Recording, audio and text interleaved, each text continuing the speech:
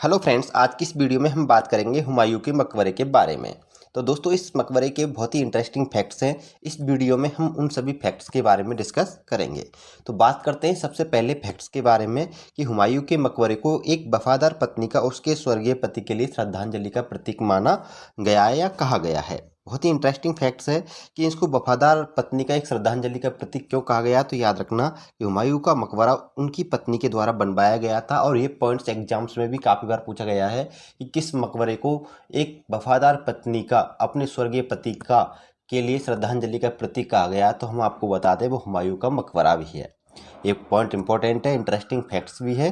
तो बात करते हैं नेक्स्ट अगले पॉइंट्स की कि मकबरा कहाँ स्थित है। तो यह मकबरा दिल्ली में अवस्थित है, जिसका निर्माण हुमायूं की विधवा बेगम हाजी बेगम ने 1564 ईस्वी से 1570 ईस्वी के मध्य अकबर के शासनकाल में करवाया था। यानी हमारे यहाँ से 3-4 पॉइंट्स आपको याद रखने हैं कि किस मकबरे को एक वफादार पत्नी का अपने पति के लिए श्रद्धांजलि का प्रतीक कहा गया है, हुमायूं के मकबरे को। हुमायूं का मकबरा कहाँ अवस्थित है? दिल्ली में। हुमायूं के मकबरे का निर्माण किसने करवाया था? तो हुमायूं की विधवा बेगम हाजी बेगम ने करवाया था। और किस मुगल शासक के शासनकाल में हुमायूं के मकबरे का निर्माण किया गया था? अकबर के शासनकाल में। एक बात और याद रखना कि इसके निर्माण में अकबर का कोई भी योगदान नहीं है, भले ही ये अकबर के शासनकाल में बनाया गया हो। बहुत ही इंटरेस्टिंग फैक्ट्स यही है कि अकबर के शासनकाल में ही बनाया गया, लेकिन इसमें रत्ती भर भी अकबर का कोई भी योगदान नहीं है। बात करते हैं हम नेक्स्ट अगले पॉइंट्स पर कि इस मकबरे के वास्तुकार ईरान के मीरक मिर्जा ग्यास थे। यह मकबरा मुगल काल तथा अकबर के शासनकाल में बनी पहली इमारत है। इसके अलावा यह दिल्ली में स्थित अकबरकालीन एकमात्र इमारत है। इस मकबरे को ताजमहल का पूर्वगामी कहा जाता है। यह मकबरा भारतीय रूप में ईरानी शैली पर आधारित स्थापत्य कला का सुंदर उदाहरण है। इस मकबरे के विषय में डॉक्टर कानूनगो ने लिखा है कि यह बाहर से मुस्लिम तथा अंदर से हिंदू है। यानी हमने यहाँ पर कुल टोटल 5 फैक्ट्स पढ़े हैं इस मकबरे के बारे में। तो 5 फैक्ट्स में से आपको क्या याद रखना है क्या नहीं, उसके बारे में हम बता देते हैं कि ये पॉइंट जो पहला पॉइंट है हम इस स्लाइड का कि इस मकबरे के वास्तुकार यानी डिजाइनर, हम बात करें डिजाइनर की कि इसका डिजाइन किसने तैयार किया था। तो मीरक मिर्जा ग्यास ने किया था। कई बार पूछ सकता है कि हुमायूं के मकबरे के वास्तुकार या डिजाइनर कौन है, तो आपको बता देना है कि मीरक मिर्जा ग्यास थे। ठीक है। अगर ये भी पूछ रहे कि किस मकबरे को ताजमहल का पूर्वगामी कहा जाता है, तो याद रखना हुमायूं के मकबरे को। यानी शाहजहां ने जब ताजमहल बनाया तो ताजमहल बनाने की जो उनको प्रेरणा मिली थी वो हुमायूं के मकबरे को देखकर ही उनको ताजमहल बनाने की प्रेरणा मिली थी शाहजहां को। इस वजह से हुमायूं के मकबरे को ताजमहल का पूर्वगामी कहा जाता है।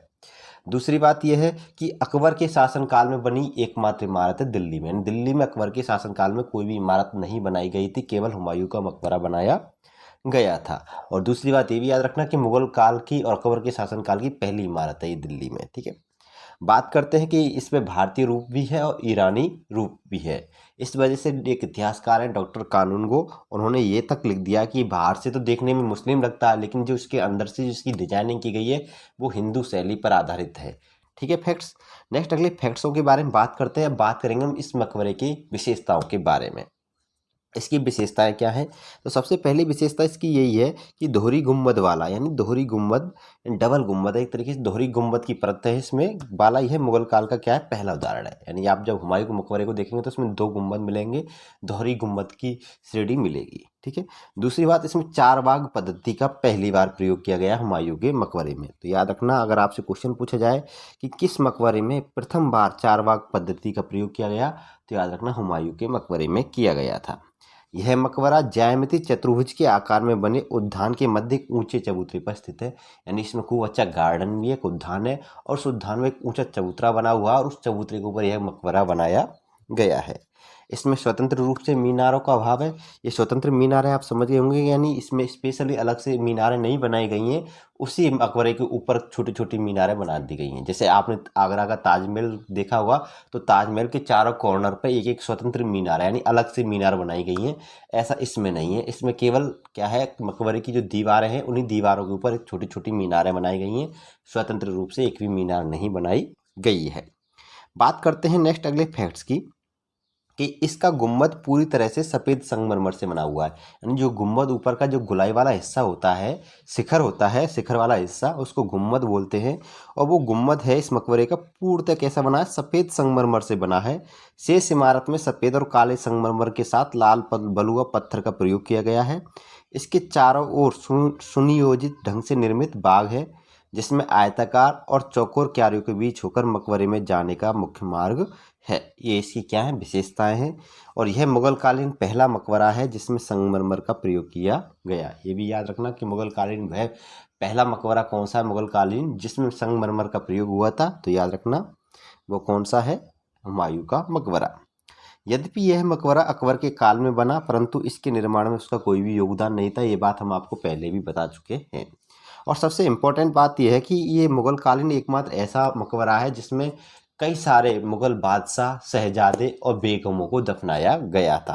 ठीक है, तो मैं बात करता हूँ कि मुख्य रूप से हुमायूं की जो कब्र है उस कब्र के अंदर 11 मुगल बादशाह और शहजादों को दफनाया गया। इसके अलावा और कुछ बेगमें भी हैं जो इसी मकबरे में अन्य स्थानों पर दफनाई गई हैं। तो बात करते हैं नेक्स्ट अगले पॉइंट्स पे कि हुमायूं का मकबरा एकमात्र ऐसा मकबरा है जिसमें मुगल वंश के सर्वाधिक 11 मुगल बादशाह, शहजादे और बेगमों को दफनाया गया है और जिनके नाम क्रमशः ये हैं। देखो इसमें कौन कौन दफनाया गया है, तो यानी हुमायूं तो दफनाए गए ही हैं। हुमायूं के अलावा 11 और मुगल बादशाह, शहजादे और बेगमें हैं, जिनमें बेगो बेगम, हमीदा बानो बेगम, सुल्ताना बेगम, दारा सिखो, जहांदार शाह, फर्रुखसियार, रफ़ी उज्जरात, रफ़ी उद्दौला, आलमगीर द्वितीय और बहादुर शाह जफर के दोनों पुत्र, यानी 2 पुत्र बहादुर शाह जफर के हैं। उन दोनों पुत्रों को यानी कुल मिला कह सकते हैं ये 11 मुगल बादशाह, शहजादे और बेगमें हैं जिनको हुमायूं के मकबरे में दफनाया गया है। और ये एकमात्र ऐसा मकबरा है जहाँ पे इतने सारे यानी एक ही वंश के लोगों को दफनाया गया है। ये थी हुमायूं के मकबरे के बारे में संपूर्ण जानकारी, संपूर्ण इंपॉर्टेंट फैक्ट्स। तो बहुत ही इंटरेस्टिंग फैक्ट्स हैं और इन फैक्ट्सों में से एग्जाम में काफ़ी प्रश्न पूछे जाते हैं, चाहे वो आईएएस की एग्ज़ाम हो, चाहे छोटी से छोटी कोई ग्रुप डी की एग्ज़ाम्स हो। ठीक है, तो ये पॉइंट्स आपको अच्छे से समझने हैं और उनको देखना भी है। मैंने प्रत्येक पॉइंट फैक्ट्स ले लिया है। वीडियो अच्छी लगी हो दोस्तों तो वीडियो को लाइक व शेयर अवश्य करना है। फिर मिलते हैं आपसे नेक्स्ट अगली वीडियो में, तब तक के लिए अलविदा।